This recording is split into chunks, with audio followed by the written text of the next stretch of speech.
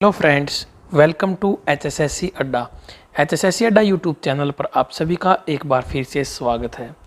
तो प्यारे बच्चों, जैसा कि हमने अपनी सीरीज स्टार्ट की थी जिसमें हम लोग पढ़ रहे थे HSSC के प्रीवियस ईयर पेपर्स में हमने जो शुरुआत की थी, सबसे पहले हरियाणा जीके के प्रीवियस ईयर के क्वेश्चंस की एक वीडियो ऑलरेडी आपको मिल चुकी है। और ये जो वीडियो है प्यारे बच्चों, इसमें हम इस सीरीज़ में हम स्टार्ट कर रहे हैं HSSC इंडिया जी के प्रीवियस ईयर पेपर्स। इंडिया जी के का मतलब है इसमें आपके हिस्ट्री, पॉलिटिकल, जियोग्राफी, इकोनॉमिक्स और साथ ही साइंस से जितने भी क्वेश्चंस एक पेपर में पूछे गए हैं HSSC के द्वारा, वो हम डिस्कस करने वाले हैं। जिस तरह से हमारे सामने आज जो पेपर है वह है plastic operator advertisement 12/2019 category number 34, 25 दिसंबर 2021 का ये पेपर है। जितने भी क्वेश्चंस इस पेपर में आए हैं वो सारे हम इस वीडियो में पढ़ने वाले हैं। इस क्लास की PDF को आप HSSC अड्डा टेलीग्राम ग्रुप से ग्रुप को ज्वाइन करके वहाँ से डाउनलोड कर सकते हो। लिंक आपको वीडियो के डिस्क्रिप्शन में मिल जाएगा। तो प्यारे बच्चों, ज़्यादा टाइम वेस्ट नहीं करते हैं, अपनी वीडियो की शुरुआत करते हैं। पहला जो क्वेश्चन है हमारा, क्वेश्चन नंबर 26, निम्नलिखित में से किसे विश्व क्लास संग्रहों का भंडार गृह कहा जाता है? चार ऑप्शन है प्यारे बच्चों। भारत का राष्ट्रीय अभिलेखागार, राष्ट्रीय संग्रहालय, नेशनल मॉडर्न आर्ट गैलरी या फिर सलारजंग संग्रहालय। तो यहाँ पर चार ऑप्शन है, बहुत ही ज़्यादा इंपॉर्टेंट ये क्वेश्चन है। इसका जो राइट आंसर है वो है डी ऑप्शन, सलारजंग संग्रहालय। अब ये चीज़ कंफ्यूज करने वाली है प्यारे बच्चों। अगर वो पूछता है सलारगंज गेट कहाँ पर है, तो वो आपका पानीपत जिले के अंदर पड़ता है, हरियाणा के अंदर, और क्वेश्चन बन जाता है हरियाणा जीके का। लेकिन अगर वो पूछता है सलारजंग संग्रहालय यानी कि सलारजंग म्यूजियम, ये कहाँ पर है आपका, तो ये प्यारे बच्चों आपका हैदराबाद में, तेलंगाना के अंदर। इंपॉर्टेंट बात है प्यारे बच्चों, याद रखना। अच्छा क्वेश्चन है, बहुत ही अच्छा। नेक्स्ट जो क्वेश्चन हमारा वो है क्वेश्चन नंबर 27, स्वतंत्र भारत की लोकसभा के पहले अध्यक्ष कौन थे? तो प्यारे बच्चों, first speaker of independent India's Lok Sabha, हुकम सिंह, बलीराम भगत, रवि रॉय या फिर जीवी मावलंकर। तो इससे आसान क्वेश्चन कुछ नहीं हो सकता है प्यारे बच्चों, डी ऑप्शन राइट आंसर रहेगा, जीवी मावलंकर। अब बढ़ते हैं नेक्स्ट क्वेश्चन की तरफ। हमारा जो नेक्स्ट क्वेश्चन है वो है क्वेश्चन नंबर 28, निम्न में से किस ग्रह की कक्षा सूर्य के सबसे निकट है? क्लोजेस्ट टू दी सन। कौन सा ग्रह है जो बिल्कुल सूर्य के सबसे निकट है, ये वो जानना चाहता है। शुक्र, मंगल, बृहस्पति, यूरेनस। तो प्यारे बच्चों, आप सभी जानते हैं ये हमारा सूर्य हो जाता है, और इसके बाद फिर आते हैं हमारे, सबसे पहले आता है बुध, फिर आता है शुक्र, फिर पृथ्वी, और चौथे नंबर पर आता है हमारा मंगल ग्रह। तो सबसे नज़दीक कौन सा, वो हमारा बुध ग्रह। लेकिन यहाँ पर ऑप्शन के अंदर बुध ग्रह नहीं दिया है, तो ये हमारा आंसर नहीं होगा। उसके बाद आता है सेकंड पोजीशन पर हमारा शुक्र ग्रह, और यहाँ पर ए ऑप्शन में शुक्र दिया है, तो हमें शुक्र के साथ जाना पड़ेगा। ये हमारा राइट आंसर हो जाएगा। इंग्लिश वालों के लिए वेन्यूज शुक्र को बोला जाता है। अब बढ़ते हैं नेक्स्ट क्वेश्चन की तरफ। अगला क्वेश्चन हमारा क्वेश्चन नंबर 29, बहुत इंपॉर्टेंट क्वेश्चन है। भारत का संविधान बच्चों को मुफ्त और अनिवार्य शिक्षा पर विचार करता है। तो प्यारे बच्चों, भारत के संविधान के अंदर कितने साल तक के बच्चों के लिए मुफ्त शिक्षा का प्रावधान किया गया है और अनिवार्य शिक्षा का प्रावधान किया गया है? 10 साल तक, 14 साल तक, 18 साल तक या फिर 21 साल तक। तो राइट आंसर हो जाएगा बी ऑप्शन, 14 साल तक की उम्र के बच्चों के लिए जो है 6 से 14 वर्ष तक का ये रूल है। 6 साल से 14 साल तक के बच्चों के लिए मुफ्त शिक्षा का प्रावधान है, और इसको बोला जाता है, ये हमारे आर्टिकल नंबर 21 के अंदर दिया गया है, मौलिक अधिकार है ये। और इसके अंदर प्यारे बच्चों फंडामेंटल राइट्स में आर्टिकल 21 का 86वां संविधान संशोधन 2002 में जो है इसको लागू किया गया था। बहुत ज़्यादा इंपॉर्टेंट क्वेश्चन है ये, क्वेश्चन रिपीट होने वाले क्वेश्चंस हैं सारे के सारे। नेक्स्ट जो है हमारा क्वेश्चन नंबर 30, यहाँ पर इसको थोड़ा सा हम साइड कर देते हैं। किसे लोकप्रिय रूप से भारत के ग्रैंड ओल्ड मैन के रूप में जाना जाता है? बहुत आसान क्वेश्चन है प्यारे बच्चों, ए ऑप्शन दादा भाई नौरोजी इस क्वेश्चन का हमारा राइट आंसर रहेगा। अंग्रेजों के हाउस ऑफ कॉमन में बैठने वाले पहले भारतीय व्यक्ति कौन है प्यारे बच्चों? दादा भाई नौरोजी। अब बढ़ते हैं नेक्स्ट क्वेश्चन की तरफ।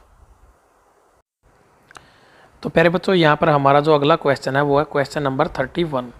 इसमें क्या दिया हुआ है? पर्यावरणीय क्षति को रोकने के लिए आप क्या करेंगे? पेड़ लगाएंगे, वनों की कटाई को रोकेंगे, प्रदूषण को नियंत्रित करेंगे, या फिर उपरोक्त सभी। तो प्यारे बच्चों, पर्यावरण को अगर क्षति से बचाना है, पर्यावरण को नुकसान से बचाना है, तो ये सभी के सभी कदम जो है आपको उठाने पड़ेंगे। डी ऑप्शन जो है राइट आंसर हो जाएगा। अब बढ़ते हैं नेक्स्ट क्वेश्चन की तरफ। बहुत अच्छा क्वेश्चन पूछा गया है, ये करंट अफेयर्स का उस टाइम का क्वेश्चन रहा है। आनंदम द सेंटर फॉर हैप्पीनेस का उद्घाटन किस संस्थान में किया गया है? IIT Bombay, IIT Madras, IIM Jammu, IIT Guwahati. तो फिर बच्चों सी ऑप्शन जो है इस क्वेश्चन का राइट आंसर हो जाएगा। आईआईएम जम्मू के अंदर आनंदम द सेंटर फॉर हैप्पीनेस का उद्घाटन किया गया है। नेक्स्ट है हमारा क्वेश्चन नंबर 33। यहाँ पर सही जोड़े को ढूंढना है प्यारे बच्चों, इनमें से सही जोड़ा बताना है हमें, कौन सा है और कौन सा गलत है, यानी कि गलत को ढूंढना है, बाकी के 3 क्या है सही दिए हैं। शिक्षक दिवस कब मनाया जाता है प्यारे बच्चों? 5 सितंबर को। डॉक्टर सर्वपल्ली राधाकृष्णन के जन्म दिवस के अवसर पर जो है शिक्षक दिवस मनाया जाता है। नेक्स्ट है हमारा गणतंत्र दिवस। तो प्यारे बच्चों 15 अगस्त को हमारा मनाया जाता है इंडिपेंडेंस डे, और गणतंत्र दिवस मनाया जाता है 26 जनवरी को। उसके बाद आता है शहीद दिवस। तो ये 30 जनवरी को महात्मा गांधी के जो हत्या की गई थी उसके उपलक्ष्य में शहीद दिवस 30 जनवरी को मनाया जाता है। और वैसे 23 मार्च को भी शहीदी दिवस मनाया जाता है, वो भगत सिंह के जो उनको फांसी दी गई थी उसके ऊपर मनाया जाता है। बाल दिवस हमारा मनाया जाता है 14 नवंबर को, ये पंडित जवाहरलाल नेहरू के जन्मदिन के ऊपर मनाया जाता है। तो यहाँ पर हमारा जो राइट आंसर रहेगा वो होगा बी ऑप्शन। नेक्स्ट क्वेश्चन की तरफ बढ़ते हैं। प्यारे बच्चों यहाँ पर एक छोटी सी इन्फॉर्मेशन है। यदि आप HSSC प्रीवियस ईयर पेपर्स के मैथ्स के क्वेश्चंस को पढ़ना चाहते हैं तो 12 घंटे की वीडियो आपके लिए फ्री ऑफ कॉस्ट यूट्यूब के ऊपर अवेलेबल है, जिसका लिंक इस वीडियो के डिस्क्रिप्शन में डाल दिया गया है।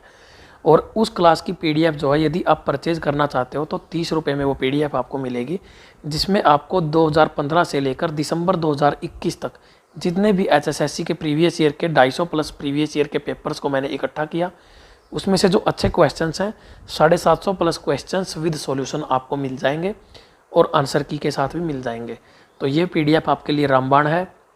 जो भी बच्चा, चाहे वो हरियाणा पुलिस की तैयारी कर रहा था, चाहे वो SI की तैयारी कर रहा था, या फिर वो दुर्गा शक्ति की तैयारी कर रहा था, या किसी और क्लर्क वगैरह के एग्ज़ाम की तैयारी कर रहा था, जिस बच्चे ने भी इस PDF से पढ़ाई की थी तो सारा का सारा पेपर जो है इस एक PDF में ही कवर हो गया था मैथ का।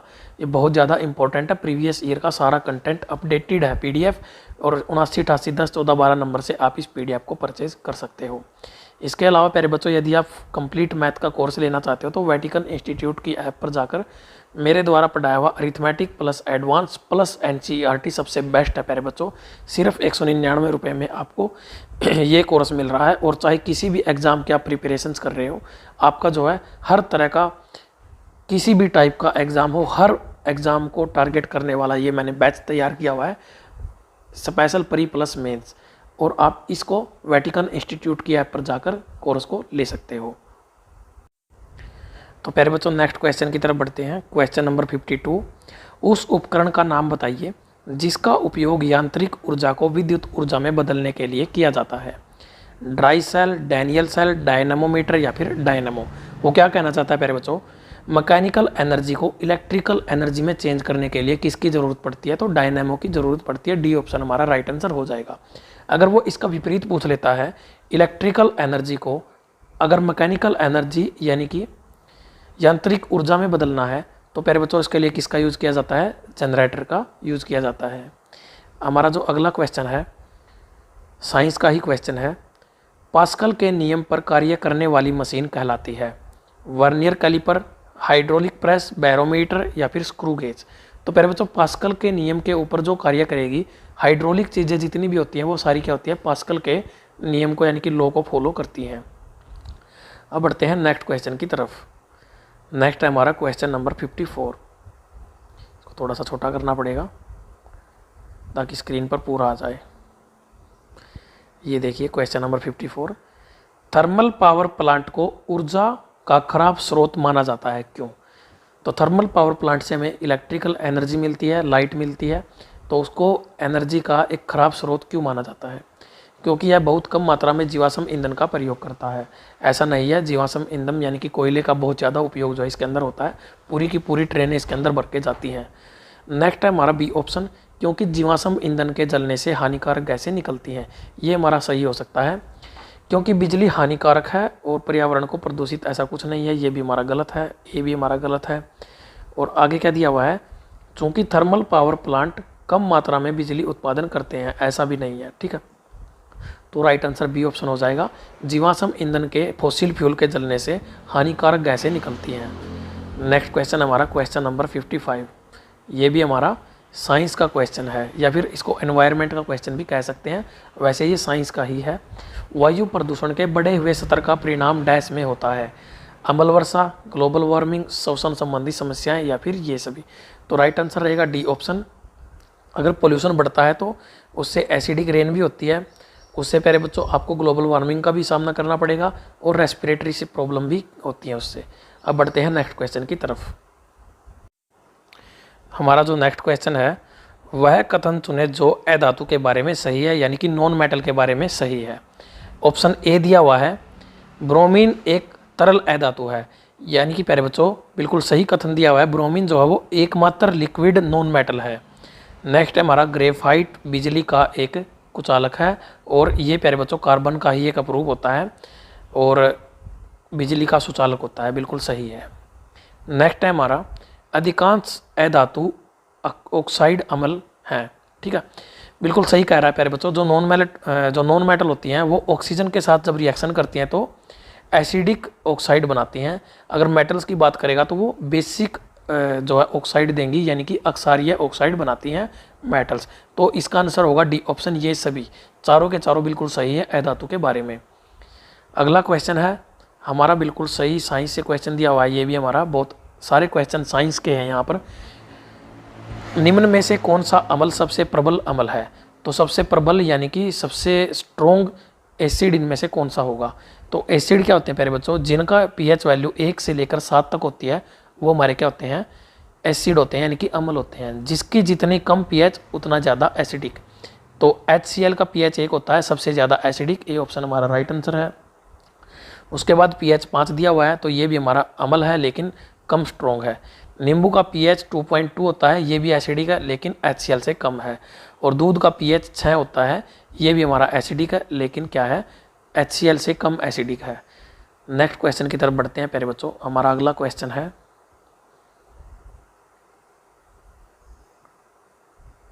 ठोस अपशिष्ट निपटान की समस्या को डैश के माध्यम से कम किया जा सकता है। तो प्यारे बच्चों रिसाइकलिंग, अधिक प्रदूषण, अधिक लकड़ी, इनमें से कोई नहीं। ज़्यादा लकड़ी का यूज़ करोगे तो भी पोल्यूशन बढ़ता है, अधिक प्रदूषण बढ़ाओगे तो पोल्यूशन गारंटीड बढ़ेगा। लेकिन रिसाइकलिंग करके हम जो ठोस अपशिष्ट हैं उनको निपटाया जा सकता है, उनका अलग से यूज कर सकते हैं दोबारा से। अगला क्वेश्चन है हमारा विटामिन से क्वेश्चन है, बहुत बढ़िया क्वेश्चन है। निम्न में से कौन सा पानी में घुलनशील विटामिन नहीं है? तो प्यारे बच्चों vitamin B1, vitamin C, vitamin A, या फिर ये सभी। तो जो पानी में घुलनशील विटामिन होते हैं वो B और C होते हैं। तो यहाँ पर B और C ये हमारे आंसर नहीं होंगे, तो ये सभी भी नहीं होगा। एक ही ऑप्शन बचता है विटामिन A। ये हमारा वसा में यानी कि फैट में घुलनशील होता है लेकिन पानी में घुलनशील नहीं होता। नेक्स्ट हमारा बहुत अच्छा क्वेश्चन है, ये भी हमारा बायोलॉजी का क्वेश्चन है। निम्न में से किस अंग को RBC के कब्रिस्तान के रूप में जाना जाता है? Following organ is known as graveyard of RBC। Spleen, kidney, liver, gall bladder. Right answer होगा ए ऑप्शन। स्प्लीन यानी कि पलीहा को क्या कहा जाता है? कब्रिस्तान कहा जाता है RBC का। अब बढ़ते हैं नेक्स्ट क्वेश्चन की तरफ। तो मेरे बच्चों इस वीडियो में हमने जो क्वेश्चंस पढ़े हैं वो इंडिया जीके से रिलेटेड क्वेश्चंस सारे के सारे हमने पढ़ लिए हैं। हरियाणा जीके के क्वेश्चंस की एक अलग सीरीज है, कंप्यूटर के क्वेश्चंस की एक अलग सीरीज़ है, उनकी अलग अलग वीडियोज़ आपको मिलती हैं। इसके अलावा HSSC कंप्यूटर प्रीवियस ईयर 2015 से 2021 तक जितने भी क्वेश्चंस पूछे गए हैं एक ही वीडियो में मैंने कवर किए हुए हैं, उस वीडियो को ज़रूर देखना। लिंक आपको वीडियो के डिस्क्रिप्शन में मिल जाएगा। यदि आप कंप्यूटर के प्रीवियस ईयर पेपर्स की PDF परचेज करना चाहते हो तो जिस तरह से मैथ की PDF बनी हुई है वैसे ही कंप्यूटर की भी है। 2015 से दिसंबर 2021 तक 900 plus previous year questions with answer की और विद रिवाइज आंसर की कह लो, या फिर उसको क्रॉस चेक करके जो है PDF में आंसर की दी गई है। उसकी कॉस्ट भी आपकी 30 रुपये है। 7988101412 ये नंबर है, इस पर आप पेमेंट करके इस PDF को परचेज कर सकते हो। इसके अलावा बाकी की जो PDF होती हैं वो सारी की सारी फ्री ऑफ कॉस्ट आपको HSSC अड्डा टेलीग्राम के ऊपर मिल जाएंगी। तो प्यारे बच्चों, यदि आप चैनल पर नए हैं तो चैनल को सब्सक्राइब जरूर करें। इसी तरह की वीडियोज़ आपको लगातार मिलती रहेंगी। प्लेलिस्ट को ज़रूर चेक करें एक बार, NCERT का प्रीवियस ईयर का, और इसके अलावा NCERT का जो कंप्लीट मैथ है वो भी आपको free of cost HSSC Adda YouTube channel पर मिल जाएगा। आप प्लेलिस्ट जाकर चेक कर सकते हो। 7988101412 ये व्हाट्सएप नंबर है। कोई भी जानकारी लेना चाहते हो तो यहाँ से ले सकते हो। @प्रदीप सहरावत मैथ्स ये अपना इंस्टाग्राम है, इंस्टाग्राम पर मुझे फॉलो कर सकते हो। और HSSC अड्डा टेलीग्राम और क्विज़ दोनों ग्रुप को ज़रूर ज्वाइन करें। वहाँ पर आपको हर तरह की इन्फॉर्मेशन मिलती है, चाहे कोई नई वीडियो आती है, इसके अलावा कोई नई अपडेट आती है, कोई नोटिफिकेशन आता है एग्ज़ाम को लेकर, या फिर कोई रिजल्ट आता है, हर तरह की, और कोई PDF क्लास की होती है। तो यहाँ पर आपको बहुत सारी PDF जो है फ्री ऑफ कॉस्ट मिल जाएंगे। डाउनलोड करके आप उनसे अपनी रिवीजन कर सकते हो। तो इस वीडियो में इतना ही, मिलते हैं नेक्स्ट वीडियो में। जय हिंद, जय भारत, जय किसान।